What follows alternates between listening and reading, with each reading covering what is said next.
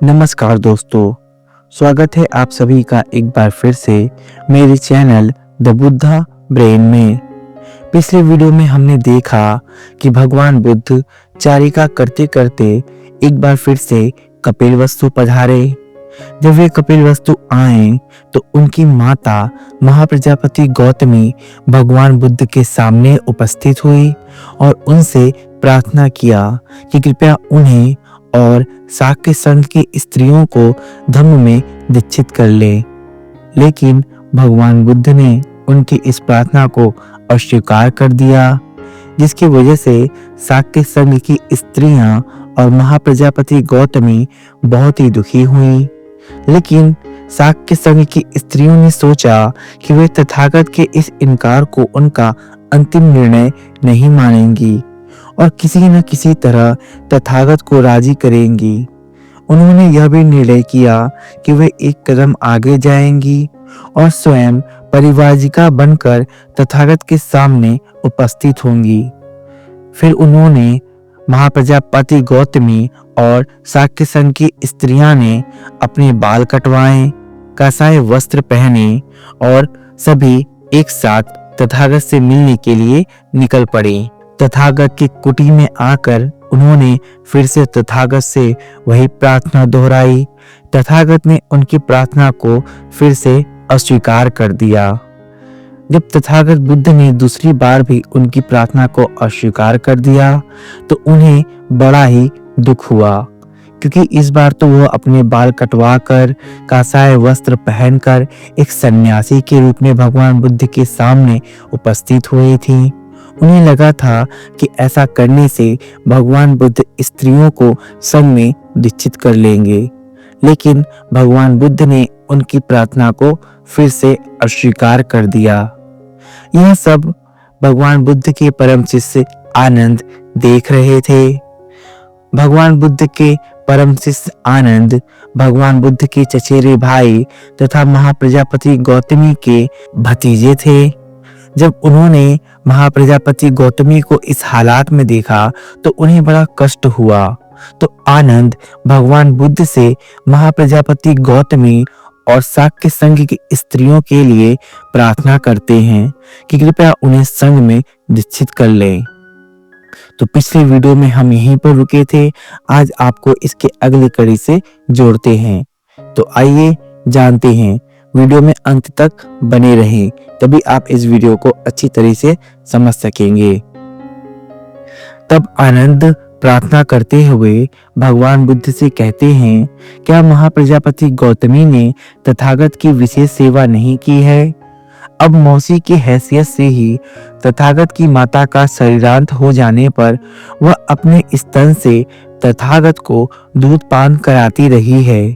यह अच्छा होगा यदि भगवान स्त्रियों को भी घर से बेघर हो तथागत के धम्म और विनय के अनुसार प्रवर्जित होने की अनुज्ञा दें। तब भगवान बुद्ध आनंद से कहते हैं, आनंद रहने दो, तुम्हें यह न रुचे कि स्त्रियों को भी प्रवर्जित होने की अनुज्ञा मिले।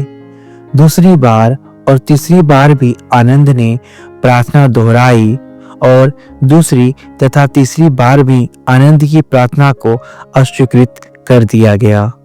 तो देखिए, भगवान बुद्ध ने तो पहले अपनी माता महाप्रजापति गौतमी और सभी शाक्य संघ की स्त्रियों की प्रार्थना को अस्वीकार कर दिया, लेकिन जब आनंद उनकी तरफ से भगवान बुद्ध से प्रार्थना करते हैं तो भगवान बुद्ध इनकी प्रार्थना को भी बार बार अस्वीकार कर देते हैं।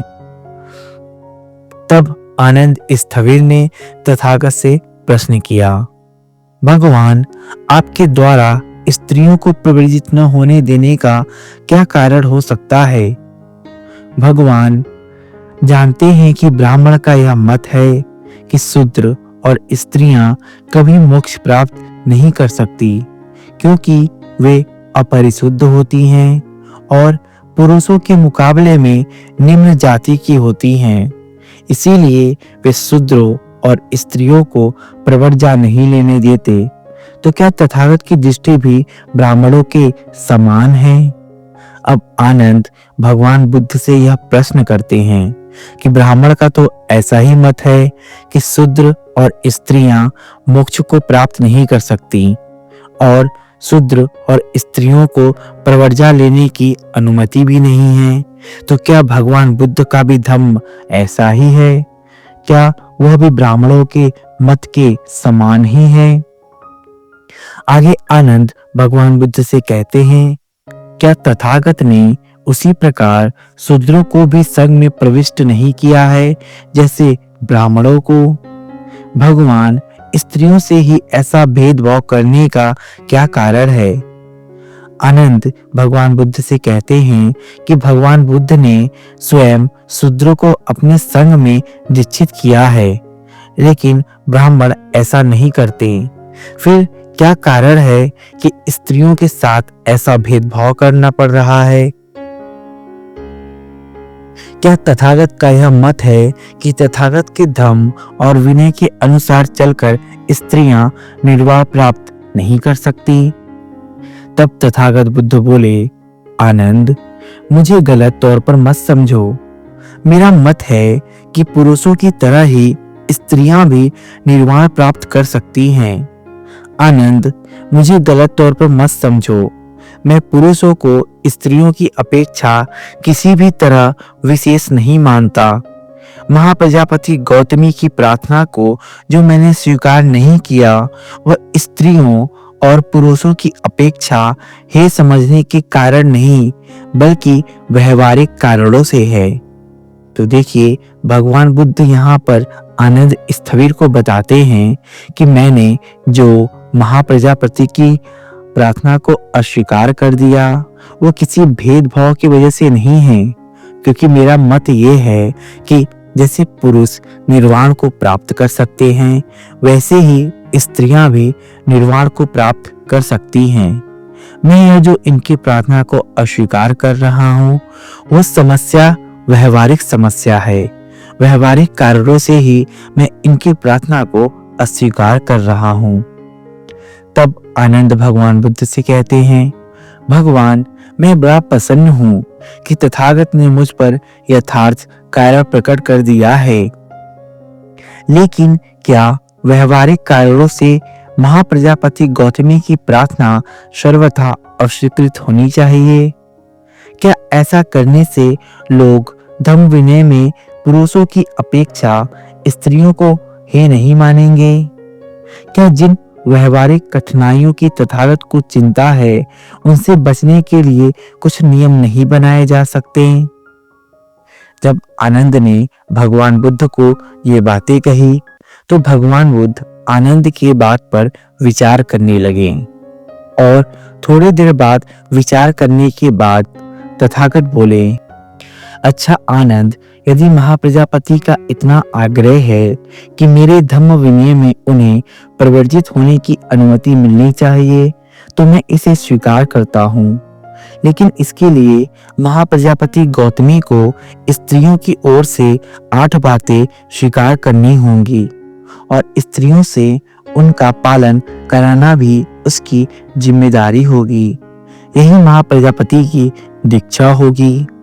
अब देखिए, आनंद के प्रार्थना करने पर भगवान बुद्ध ने स्त्रियों को संघ में दीक्षित करना स्वीकार किया, लेकिन उन्होंने कहा इसके लिए स्त्रियों को 8 बातें स्वीकार करनी पड़ेंगी, मतलब कि 8 नियमों का पालन करना पड़ेगा और इसकी जिम्मेदारी महाप्रजापति गौतमी के ऊपर होगी कि वे सभी स्त्रियों से इसका पालन करा सके।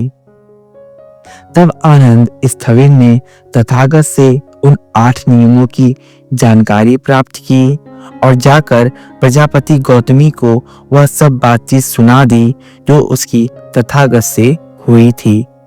महाप्रजापति गौतमी बोली, आनंद, जिस प्रकार अलंकार प्रिय कोई कुमार या कुमारी यदि स्नानतर उसे कमल के फूलों की व चमेली की फूलों की व अति मुक्त की माला दी जाए और वह उसे दोनों हाथों से लेकर सिर पर रखे, उसी प्रकार मैं इन 8 नियमों को अपने सिर पर जीवन पर्यंत पालन करने के लिए धारण करती हूँ।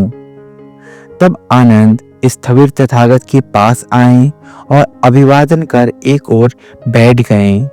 एक ओर बैठकर आनंद स्थविर ने तथागत को कहा, महाप्रजापति गौतमी ने इन 8 नियमों के पालन कराने की जिम्मेदारी अपने सर पर ले ली है, इसीलिए अब यह उसकी उपसंपदा मान ली जाए।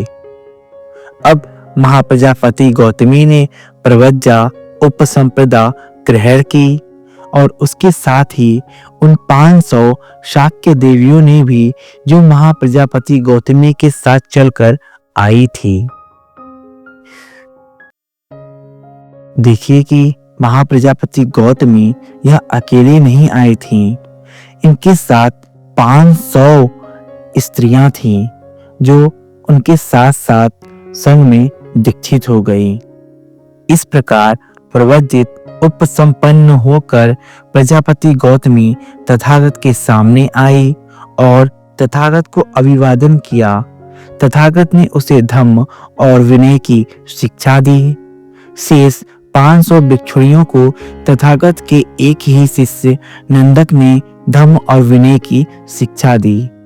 महाप्रजापति गौतमी के साथ साथ जिन शाक्य देवियों ने प्रव्रजा ग्रहण की अर्थात भिक्षुणियां बनी, उनमें यशोधरा भी थी। भिक्षुणी होने पर उसका नाम भद्रकच्चायन यानी कि भद्रा कात्यायना हुआ।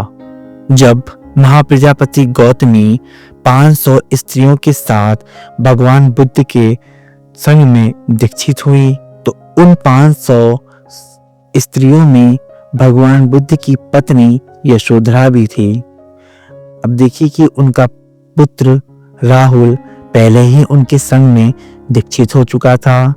अब उनकी माता और उनकी पत्नी यशोधरा भी भगवान बुद्ध के संग में दीक्षित हो गई।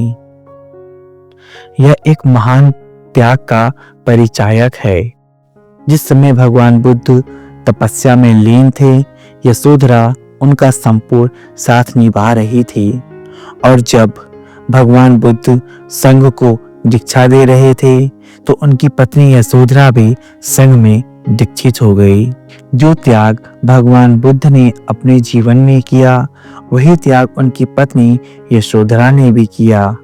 धन्य हैं ये नारियां और धन्य हैं तथागत गौतम बुद्ध, जिन्होंने संसार के उद्धार के लिए अपना सब कुछ त्याग दिया। तो आशा करता हूं कि आपको यह वीडियो पसंद आई। यदि वीडियो पसंद आई तो कृपया वीडियो को लाइक और शेयर अवश्य करें और यदि आप हमारे चैनल पर नए हैं तो कृपया मेरे चैनल को सब्सक्राइब अवश्य कर लें। हमारे चैनल द बुद्धा ब्रेन पे बने रहने के लिए आप सभी का धन्यवाद।